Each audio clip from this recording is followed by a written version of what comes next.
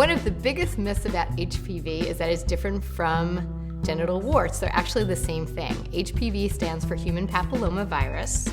So since it's a virus, it's actually treatable but not necessarily curable.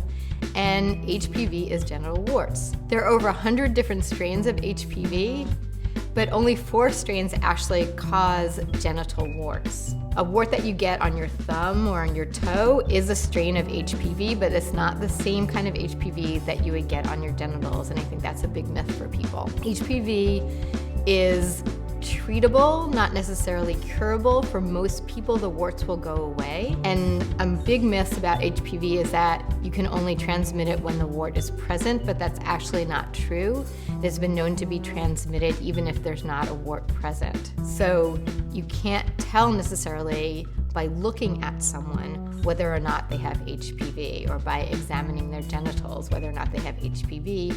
Often someone can have HPV and not have any signs or symptoms. The other myth about HPV is that all the warts are visible. And the truth is that you can actually have a wart that's not necessarily visible to the human eye and not necessarily raised. They can be flat, they can come in different shapes.